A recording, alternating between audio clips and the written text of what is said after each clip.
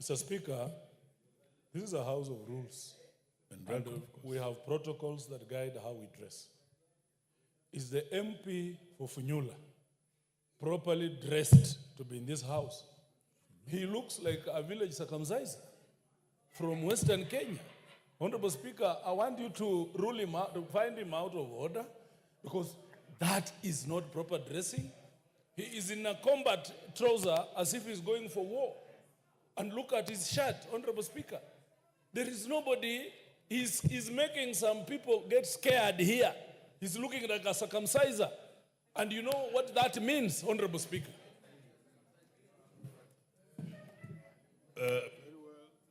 Honorable Member for Bumola, I am looking at the MP for Funyula from where I am, and I can see the only unique thing about him is that he's dressed in famous KANU shirt, and I think he's joining the KANU party.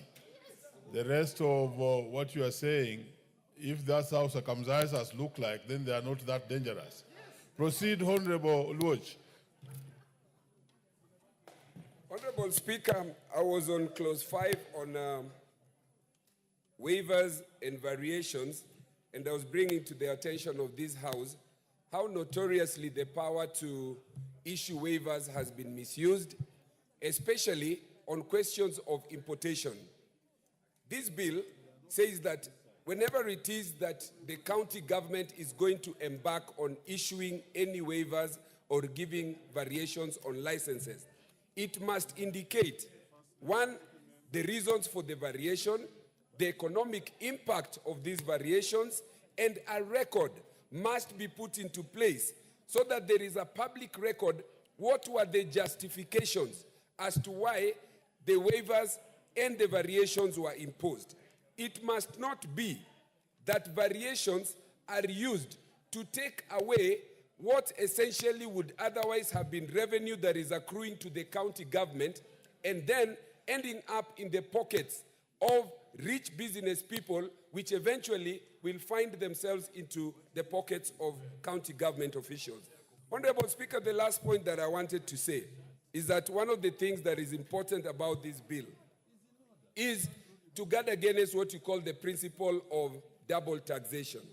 Honorable Speaker, the principle of double taxation has been defined as the levying of tax by two jurisdictions on the same income, persons, or financial transactions.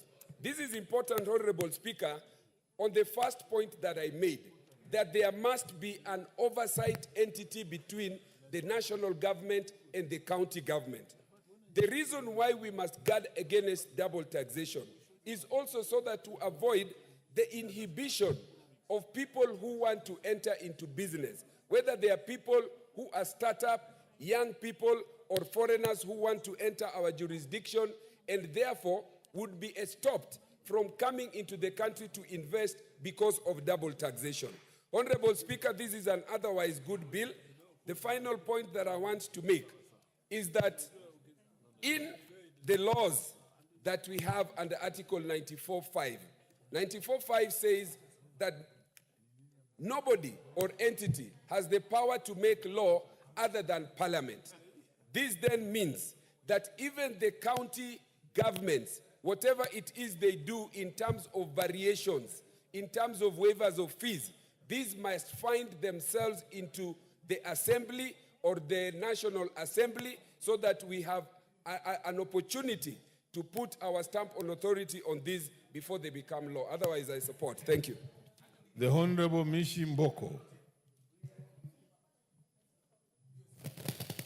Thank you, Honorable Speaker.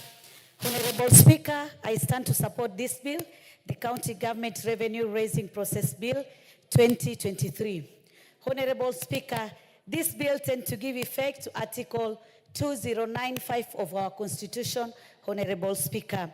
And Honorable Speaker, my justification to support this bill lies on 5 points. My point number 1, Honorable Speaker, it is on the issue of standardization and transparency in revenue collection. Honorable Speaker, this bill tends to introduce a standardized process for all the county government, that is the 47 county government, in terms of to impose, vary, or waive taxes, fees, levies, and other charges, Honorable Speaker. By doing so, Honorable Speaker, we will ensure consistency and transparency across all the 47 counties, Honorable Speaker. Honorable Speaker, when I look at this bill on clause 5 of the bill, it outlines a clear procedure for introducing new taxes or fees, whereby it states the county needs to submit a detailed proposal to inter-agency committee. The inter-agency committee is going to be established through this bill, and it's going to have some representative from the national and the county bodies. So it means there'll be some consultation even before we make the final decisions in terms of the taxes, the fees, levies, and other charges. There'll be some consultation so that we ensure we don't jeopardize the national policies, or rather the national policies in terms of economic activities, Honorable Speaker. Honorable Speaker, my point now.